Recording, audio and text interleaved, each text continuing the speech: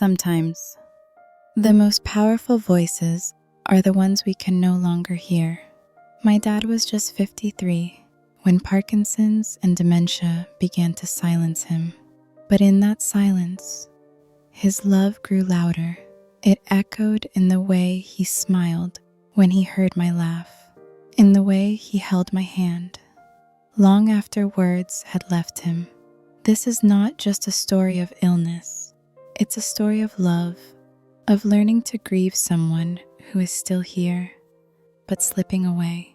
And if you've ever stood in that quiet space between presence and loss, I hope this brings you comfort, because you are not alone.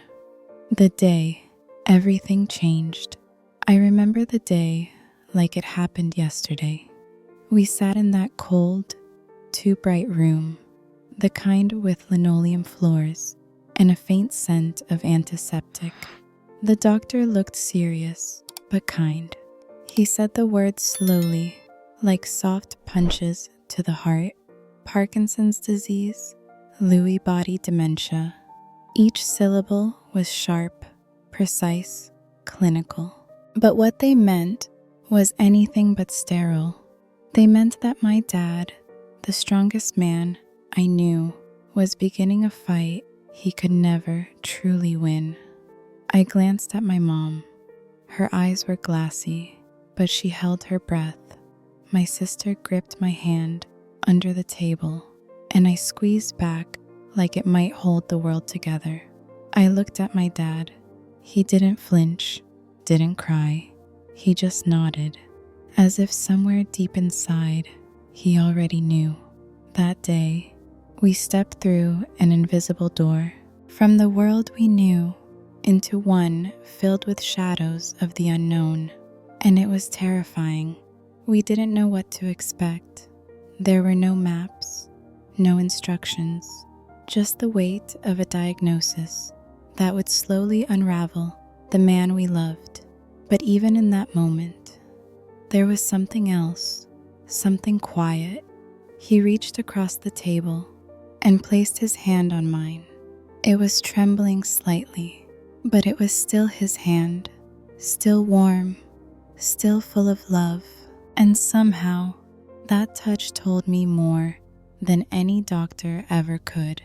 It told me we would find a way through this, together. That moment was the first lesson, though I didn't know it yet.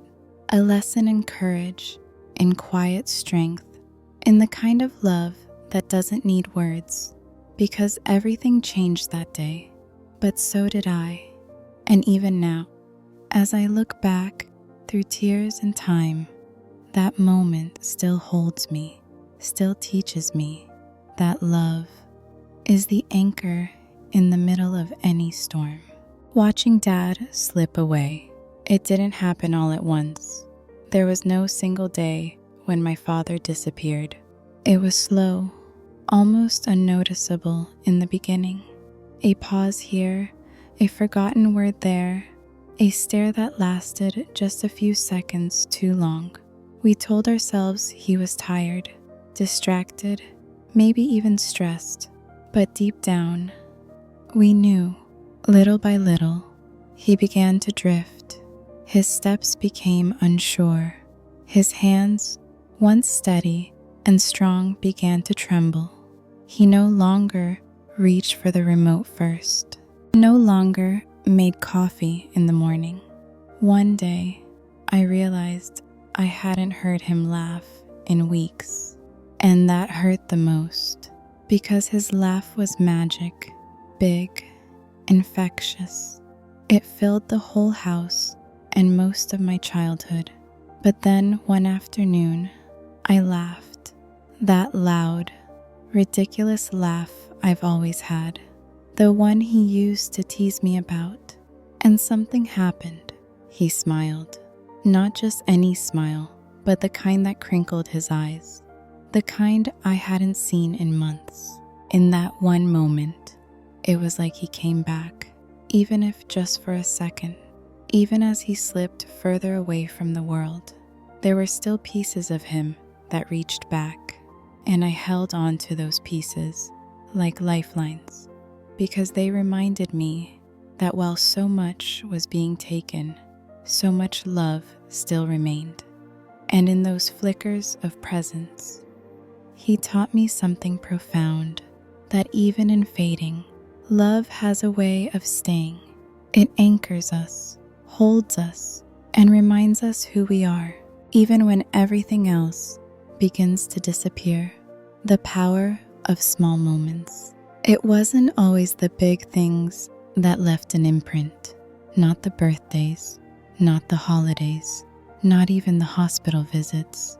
It was the little things, the quiet rituals, the everyday moments that slowly became sacred, like brushing his hair back when it got messy around his ears, or tucking in his blanket just a little tighter on cold mornings, or holding his hand without saying a word. Those were the times I felt closest to him, not because we were talking, but because we were together. And in that silence, I learned something beautiful, that love doesn't always speak. Sometimes it just sits beside you, breathes with you, holds your hand, and stays. At first, I did these things for him, to care, to comfort, to keep some semblance of connection alive. But over time, I realized I was doing them for me too, because in those tiny gestures, I remembered who he was, who we were, and I remembered that the essence of love is not grand or loud. It's quiet. It's brushing a strand of hair off his forehead. It's whispering, "I'm here," when he can no longer respond. It's choosing presence, even when the person you knew is slowly slipping away. Those moments taught me patience. They taught me tenderness. They taught me how to stay when everything inside you wants to run. And they reminded me that showing up, no matter how small the gesture, is the loudest way to say, "I love you." And I did, with every brush, every blanket, every quiet second shared between us. I said it again and again. "I love you, Dad." Still, always, grief in real time. Grieving someone who's still alive is a kind of heartbreak that no one prepares you for. It's like trying to hold on to fog you reach, you grasp, but it slips right through. At first, I didn't know what I was feeling.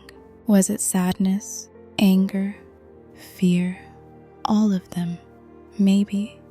There were days I woke up and just felt heavy, like grief was sitting on my chest, and I couldn't take a deep breath. But Dad was still here, still breathing, still in the room. So how could I be grieving? I thought grief came after death. I didn't know it could live alongside life. But I was grieving, not for his life, but for his presence, for the conversations we no longer had, for the jokes he didn't tell, for the warmth in his eyes that flickered on and off like a light bulb. I missed him while still holding his hand, and that hurt in a way I didn't have words for. It felt confusing, unfair. Some days, I felt guilty for crying because he was still here, still fighting. But I've come to understand something: grief doesn't wait. It doesn't follow rules. It simply comes when something important begins to change. And love doesn't judge that grief. It holds it like a hand in the dark. So now, when the waves come, I let them. I sit in the sadness. I cry in the quiet, but I also smile when I remember his silly voices, his big bear hugs, his proud nods at my school plays, because grief is just love with nowhere to go. And every tear I shed, every ache I feel, is proof that he mattered, that he matters still. Choosing to remember the light, healing didn't come all at once. It came slowly, quietly, like sunlight peeking through heavy clouds. For a long time, I lived in the dark. I replayed the painful moments, the silence, the fading. But then one day, I found a photo. It was him laughing so hard, his eyes disappeared into joy. And in that moment, something shifted. I remembered the light, the warmth, the life before the illness. I remembered how he used to dance in the kitchen, offbeat and barefoot, how he'd sing along to every 80s song, never getting the lyrics quite right, how he called me kiddo and kissed the top of my head like it was a sacred blessing. I chose to hold that, to make space for the joy, not to forget the pain, but to give equal room to the love that came before it.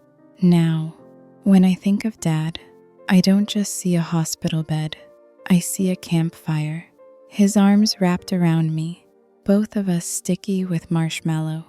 I hear him say, "Don't worry, kiddo, we've got this." And somehow, even now, we still do. Choosing to remember the light isn't about pretending the darkness never came.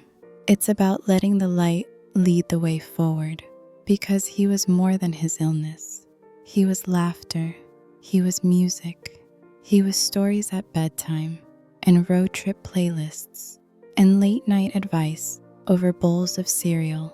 So I carry those memories like lanterns, and each time I share them, his light lives on. Love is the legacy. Love doesn't vanish. It transforms. It weaves itself into memories, into habits, into the way I now love others. My father never gave long speeches or dramatic declarations, but he showed me love in its purest form through presence. When I was little, he sat through every school play, even the ones where I had no lines. He waited up when I was out late and pretended not to worry, though I saw it in his eyes. He always made sure my gas tank was full and my heart even fuller. These were his quiet sermons, his way of saying, "You matter to me." Now, I find myself doing the same for others. I check in, I show up, I stay a little longer, and every time I do, I feel him there, in the pauses, in the kindness, in the way I try to be gentle, even when life isn't. He taught me that love isn't just a feeling, it's an action. It's the way we carry each other, the way we show up, the way we say, "I see you, I've got you." Even now, though he can't say it back, I still hear those words in everything he left behind. And I've realized legacy isn't about what we build, it's about how we love. And my father, he built a legacy so strong, it still holds me today. So I'll keep walking in it, keep loving in it, because that's what he would have wanted, and because that's the truest way to say thank you, Dad. Carrying him forward, there are moments, quiet, unexpected ones, when I feel my dad most clearly.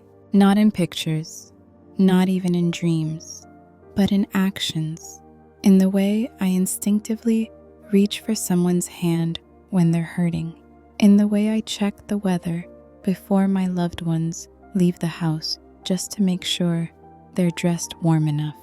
That's him. That's how he loved us. Through attention, through little things, and now that love lives through me. When I speak with patience, it's his voice guiding mine. When I stop to comfort someone, it's his hands I feel over mine, reminding me what comfort looks like. Carrying him forward doesn't mean I pretend he's still here. It means I bring his best parts with me. The way he paused to listen, the way he made people feel important just by looking at them with kindness, the way he never rushed, especially when someone needed time to be understood. That's the kind of person I strive to be, and I fall short often.